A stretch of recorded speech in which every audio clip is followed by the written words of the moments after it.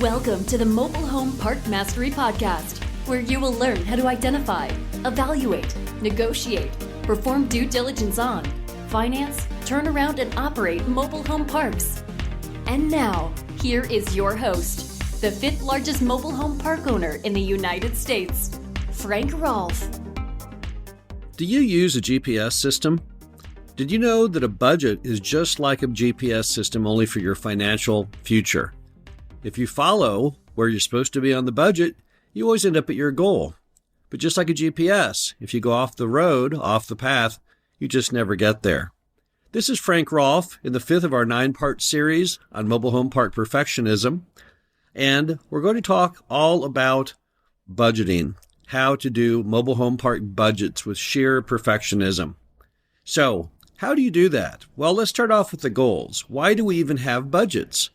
We have budgets because they're our roadmap to success. The budget tells us what we estimate to bring in revenue, what we estimate to spend in cost, and that net income is how much money we make. Then what's the purpose of the budget to get you where you want to go? Number one, we know that we need to meet or exceed the annual budget for net income. That's essential. We also know that we need to keep costs contained to the budget's level or even lower if we can, without giving up the quality of life for the residents. So all the time we're trying to maneuver. We're trying to strategically change the financial picture of the mobile home park in a positive way, a way that benefits both customers and obviously the owners. So how do you do that? How do you achieve mobile home park budget perfectionism? First off, you should be constantly referring to and learning every inch of your park's budget. If you do not know the budget on your mobile home park by memory, you're in trouble. There's not many line items. Most mobile home parks only have roughly 10 line items in cost, 10 basic categories. And our revenue is super simple. What do you have? You have lot rent. You have home rent, if you have any park-owned homes, which you might not. Other side items like late fees or maybe some other item, laundry room income, something like that. It's not much. So it should not be very hard for you to pretty effectively memorize where you're supposed to be. You should know your budget like the back of your hand, because if you don't have that virtually memorized, you're never going to be as good an operator as you could be, because you should know at the mere mention of this kind of repair or that kind of water bill, whether that's on track or not. Secondly, you need to continually mystery shop and become an expert on every other competing park's lot rent and home rent. So if you follow along your competitors and you see that their rents are going up, then you should in turn also raise yours. It's a fundamental issue in the United States that mobile home park lot rents are absurdly, stupidly, ridiculously low. It's not just our opinion. Sure, you could say, well, yeah, but you own mobile home parks, so you're making that up. Let's just think about Charles Becker. Google him up. Charles Becker of Duke University. He is an economist there. He's by no means has any vested interest in the industry at all. He just studies it because nobody else does. And what did he find in his study? He found that our rents are at least 50% too low. Our nationwide average on lot rents is about $280 a month, and it should be somewhere up in the 400s. And that's just this one moment in time. It should be going up every year. At least its CPI increases, if not more. So you need to watch and see, can I advance the rent? Can I advance the rent still in keeping with my competitors? Because every time you can, you want to raise those rents, because raising rents is one of the best ways to increase the park's net income. Next, every bill that comes in the door should be compared to the budget. Not only the budget from last month, but the same month last year. And watch for any type of variation that suggests a problem. One of the biggest ones, water and sewer. If you see your water and sewer bills changing, what does it mean? It means you may have mainline leaks. That can be a disaster for most mobile home parks. Our largest single line item is water and sewer. If you do not watch that like a hawk, all it would take is 1 or 2 leaks in your main water line. It could set you back thousands of dollars per month. We once bought a property that had been losing $60,000 a year in water leaks. And what's crazy is we brought in American Leak Detection, we studied it, and we fixed it. And there were only basically 4 or 5 leaks in the entire system costing the $60,000 a year. And the sad ending for mom and pop was they had this urban legend they couldn't fix them because a plumber once told them they were under the paved streets. It turned out they were not. They could have easily remedied them years ago. And that $5,000 or $6,000 a month of leaks that they had decreased the value of that property by about $600,000. Where did they go wrong? They were not staying on top of the bills. They should have noticed when the very first leaks happened, they were occurring and then got them fixed. But they failed, and it cost them a whole lot of money. But it doesn't have to be just water or sewer.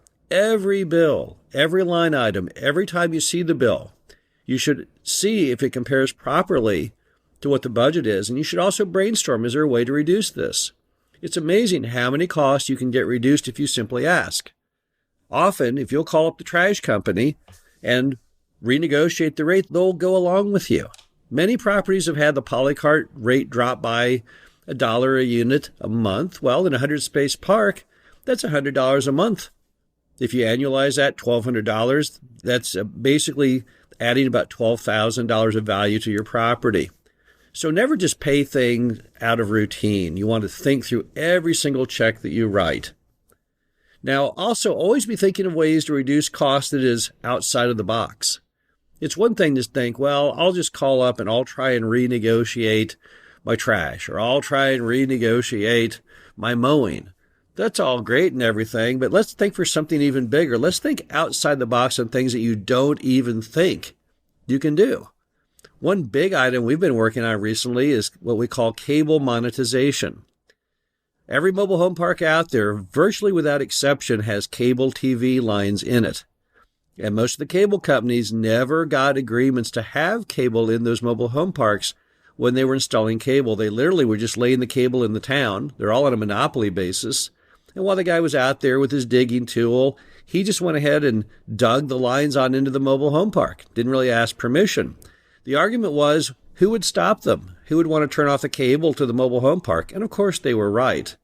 Now it's 4 or 5 decades later, and these lines are still there without any compensation to the park owner.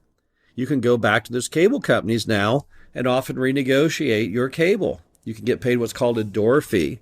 That's a flat amount per door just to get you to sign the agreement, and then a form of revenue share. On top of that, there's a new thing coming out right now called cable bundling. We can actually bundle the cable television, the internet, and the telephone into one insanely low cost. I'm talking $20 or $30 a month, and your customers are paying for the same item maybe $100 to $150 a month. It's a win-win for everybody. So think outside the box too. Don't be thinking you have to do the same old worn-out paths to try and keep the costs down, because sometimes there's new ways you can do it. The same is true on the revenue side. Don't just say, well, I'm stuck at the same revenue every month. No, you're not. Think of other items you can do. If you have some unused land on your mobile home park, maybe you could expand and build some more lots. Maybe you could install self-storage units. In some cities, you can install self-storage as a unique loophole. They make a kit that looks just like a public storage complex, but it has no foundation. It's held by its own gravity onto the ground. It has a metal floor, metal walls, metal roof, but no concrete foundation. As a result, you do not have to have a permit because you're not building a permanent structure. Or maybe you have an area on your property in the corner. Maybe that could be used for a cell tower. I know a park owner who did that recently in South Carolina. They're making a steady $1,000 a month on what they thought was unusable land. So just always think outside the box on every single item. You should almost find this enjoyable, kind of a creative outlet. Oh, look, it's time to look at the budget. Let's see what I can come up with this time, and then keep copious notes of all your thoughts. You must always fight to stay on budget. Don't let other people get you off of where you need to be. Don't let them walk all over you and make you miss your budget. So if you've got a manager in that property and they are not doing what you need them to do, and it's causing you to miss budget every month, stop. Don't do it. Don't let them do that. This is your money at stake, your livelihood. You call all the shots. You're the owner. Don't let people stand in the way of getting where you want to be. Now, how do you go over the budget in an effective way if you are a budget perfectionist? Well, you have an established budget, hopefully before the start of each year. that tells you month by month where you want to be. But on top of that, you should have the formality to have a meeting with yourself if you're the only investor, or with the other investors if there's a group. And you should compare the following. One line, the budget for each item. The next line, the actual results for each item. And finally, the third item, the difference between the two. Now, what I like to do is if you take that chart, which I will call the BAD, budget actual difference, and I got a green highlighter and let's say a pink highlighter, I'm going to highlight anything that's better than I thought. In other words, higher revenue than I thought, lower cost than I thought. I'm going to put a green slash through that. Anything that's worse than I thought, I'm going to put a pink highlighter slash through that. And what do you suppose I'm going to focus on? I'm going to be focusing on those pink highlights. Those are things that I absolutely am going to be mad about, that I did not hit my budget and I want to get them fixed. Now, the green items, they can take care of themselves. But those pink items, they can't. They need your help. They need your guidance to make it happen. So by all means, focus on each of those and don't let them out of your sight. Don't let them out of your frame of attention. Every day, let it eat at you with a sense of urgency. You must get those fixed. Because if you do not steer your park back on budget, you're never going to hit your goals. Also, always remember that not all mistakes are the same. There are really expensive mistakes and there are very minor mistakes. Prioritize your time. If there's 4 different categories on the old budget that you're missing, which one's costing you the most money? They're not all the same. If your manager went out and she spent $3 more on office supplies than your budget, that's nowhere near the earlier example of losing $5,000 a month on water sewer. Yet some owners fail to realize this, and some, sadly, focus on the easy things to fix, not the more difficult, regardless of the fact that the more difficult is where all the money is. So you definitely want to prioritize your time on what you're doing. Never forget, ever, that nobody, and I mean nobody, worries about budgets like the owner. You cannot just pass that duty on to your community manager because it's not their money. It's your money. And you're going to find in the world of budgets, the person whose money is at stake is the one who has all of the sense of urgency. They're the one who really wants to get things fixed, and that is you. You're the owner. Have that budget actual difference meeting. Take notes on where you're failing. Brainstorm on every line item. What could I do better than I am? On the items that you are failing, have just a burning sense of urgency to get those fixed. Do not let another month pass before you attack those, because every day that you don't is getting you further off track, hurting your net income, hurting your budget, hurting your return on investment, and that is never a part of Mobile Home Park Budget Perfectionism. This is Frank Rolfe, the Mobile Home Park Mastery podcast series.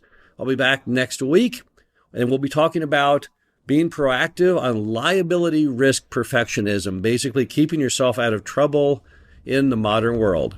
This is Frank Rolfe, the Mobile Home Park Mastery podcast series. Talk to you again soon.